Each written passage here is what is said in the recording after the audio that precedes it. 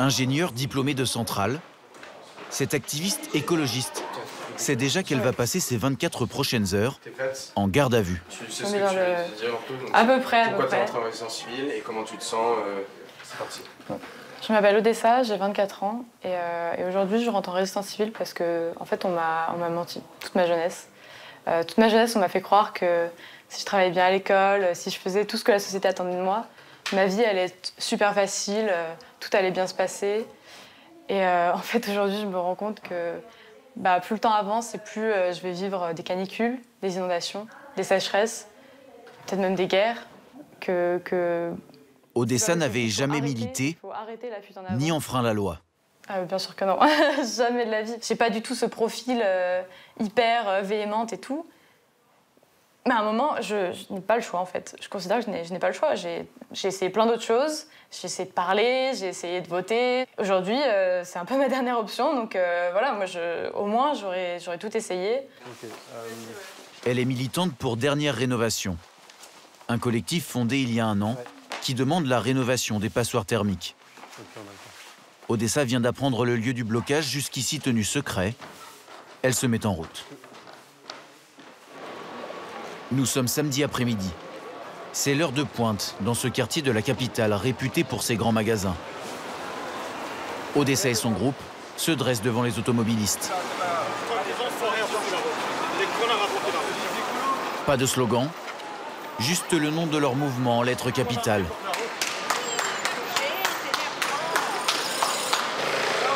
Avancez, écrasez-les, on s'en branle. Avancez.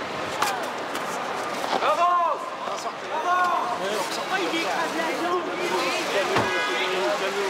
Ça va bien se passer, s'il vous plaît.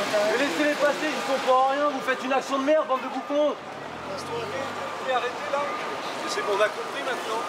Oui, vous l'avez fait, c'est bien, je vous ai laissé vous asseoir. Je crois que j'ai l'impression qu'on a à peu près le même âge. Bah oui. Vous pourriez être à ma place. Vous avez des enfants comme moi, non, peut-être? Oui. Ouais. Bah voilà. J'ai expliqué à mes enfants avant de venir. Bah ouais, mais vous faites ce que vous voulez, mais vous m'imposez pas vos désirs. Ah non, on n'impose rien, c'est pas contre vous qu'on en veut, monsieur, évidemment. Moi, j'aurais préféré être avec mon fils faire du vélo, vous voyez. Et j'y suis pas, là. J'y suis pas. Non, on va attendre la police, c'est notre seul moyen. C'est le seul moyen qu'on a trouvé. Parlez-leur, je vais m'énerver sur vous sinon. Oh, s'il vous plaît, pas de violence. Parlez-leur, je vais m'énerver. Laissez-les passer là. On va s'en aller. On va s'en aller, s'il y a de la violence, on arrête. D'accord, d'accord. On s'en va, on s'en va. D'accord. Bande de cons, va. Mais arrêtez un peu, arrêtez, vous avec votre téléphone, arrêtez, connard. La revendication principale, c'est la rénovation thermique de tous les bâtiments.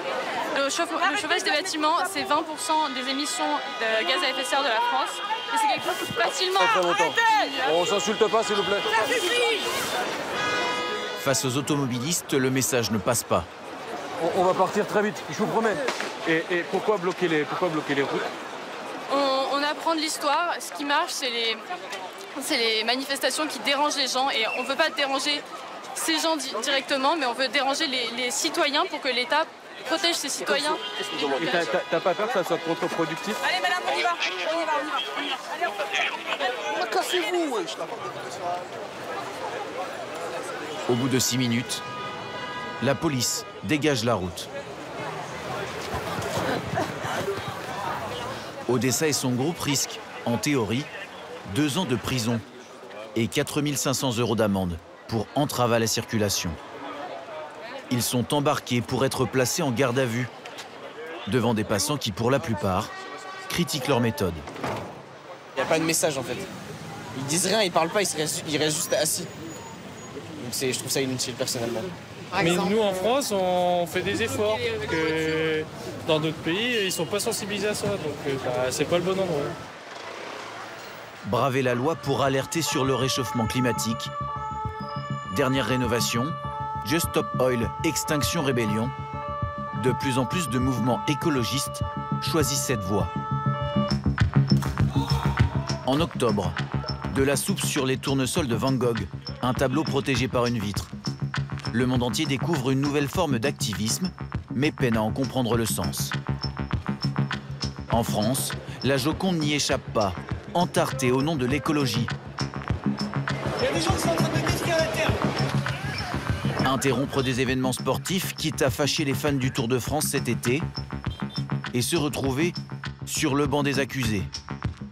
Faire éruption sur scène et froisser les spectateurs de cet opéra. Premier qui bouge l'encul! Premier qui bouge l'encul! Perturber le quotidien jusqu'à provoquer des réactions de plus en plus violentes pour alerter sur l'urgence climatique. En France, il serait plusieurs milliers prêts à mener ces actions. Tous les jours, vous nous faites chier! If we count this past more than 3 degrees temperature, climate temperature, compared to pre-industrial era, this is really starvation and war everywhere in a chaotic society. Qui sont ces nouveaux activistes? Vont-ils trop loin? Ou ont-ils trouvé la méthode pour faire avancer leur cause? Oui, nous faisons face à un sérieux risque d'extinction de l'espèce humaine.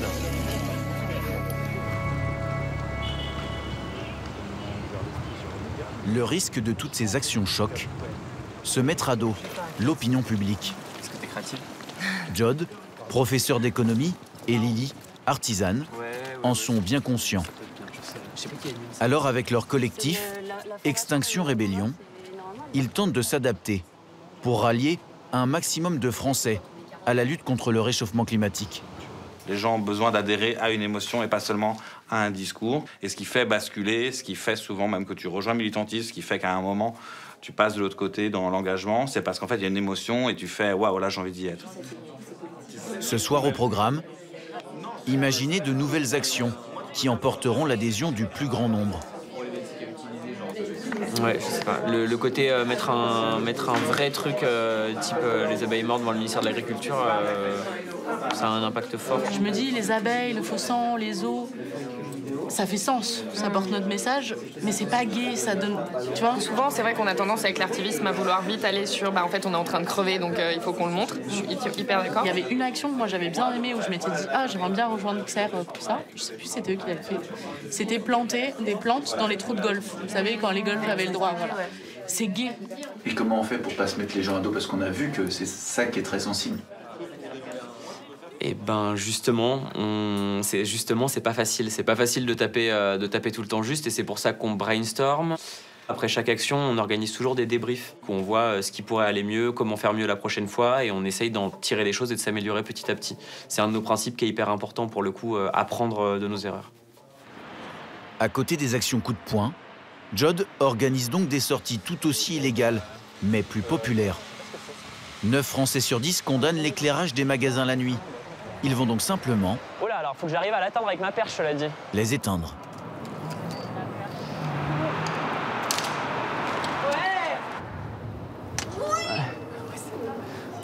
Qu'est-ce que vous faites là, John? Là, on est en train de scotcher sur les vitrines allumées une affiche de prévention qui demande au commerce d'éteindre leur lumière la nuit. Parce que on est en période de pénurie énergétique et c'est complètement inutile de laisser sa vitrine allumée la nuit. On fait celui-là? Entre 1h et 6h à Paris, l'éclairage publicitaire est interdit. Mais selon eux, la plupart des professionnels ne jouent pas le jeu et il y a peu de contrôle. Le groupe assume donc de commettre des infractions. Forcer ces panneaux d'abribus est un acte de vandalisme, passible de 1 500 € d'amende et de travaux d'intérêt général. Mais effectivement, cette fois, beaucoup de passants les soutiennent. C'est bien, ça devrait être fait avant, maintenant ça devrait être les entreprises qui devraient le faire. Voilà.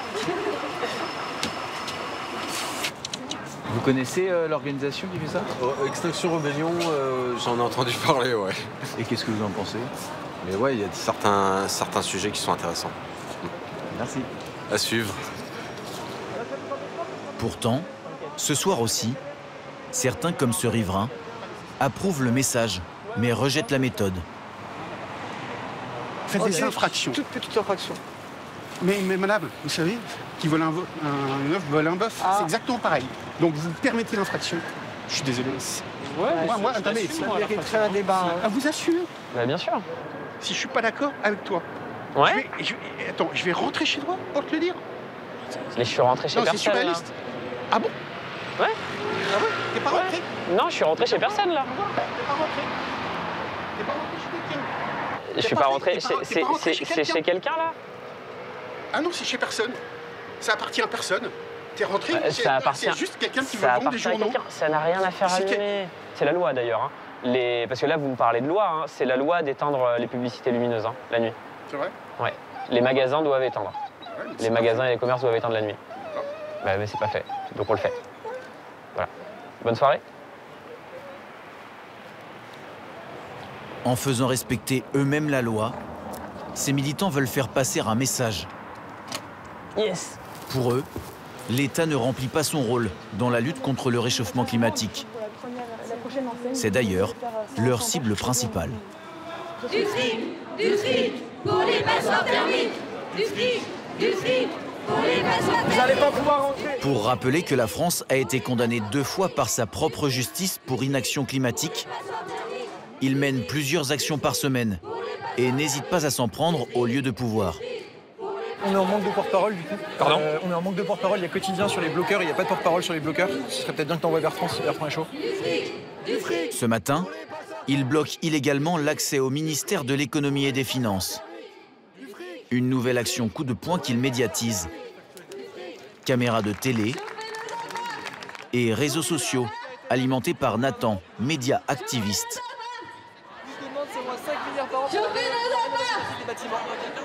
Alors moi actuellement je suis en live sur le compte Instagram d'Alternative à Paris.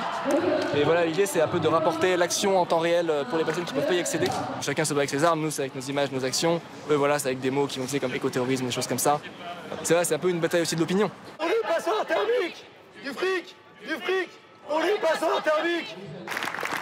Au bout de 2 heures, les activistes chargés de bloquer la rue, accrochés entre eux par des menottes, sont une nouvelle fois arrêtés sous l'approbation des militants.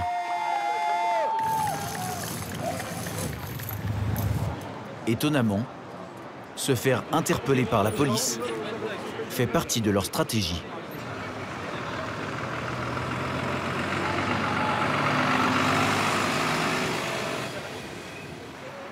« 24 heures après son arrestation pour le blocage du boulevard parisien, Odessa sort de garde à vue.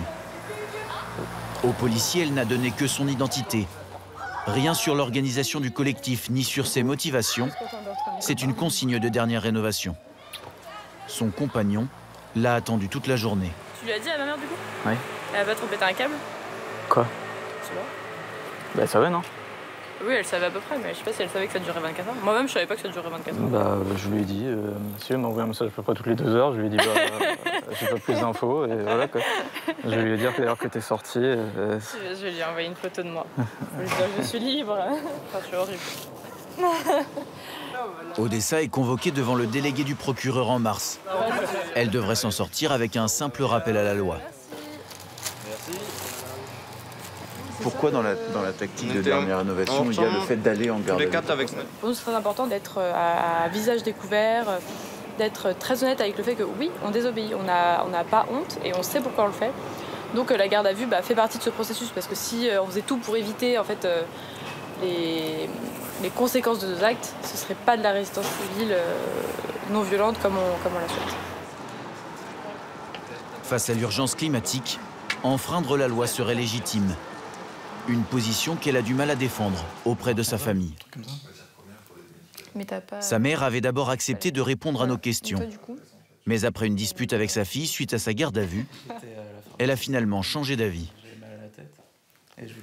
Ça fait très très longtemps que je parle écologie de manière générale à mes parents.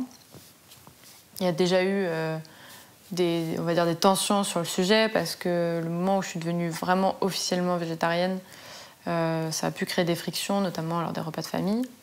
Et le fait que vraiment je passe à l'action, et surtout une action de désobéissance civile, et que je passe 24 heures en garde à vue, ça a été très très difficile.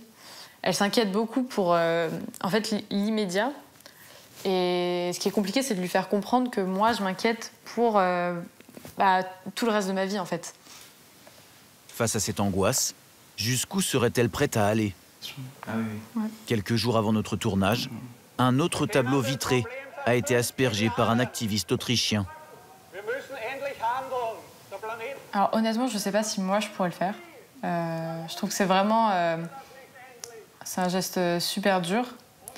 Mais par contre, je le comprends totalement. Un truc franchement un peu débile de jeter de la soupe ou de la peinture sur un tableau, sur une vitre de tableau, va faire toutes les unes et va mettre sur le devant de la scène la thématique du réchauffement climatique. Faire du bruit à n'importe quel prix. L'idée commence à prendre de l'ampleur, même là où on ne l'attend pas.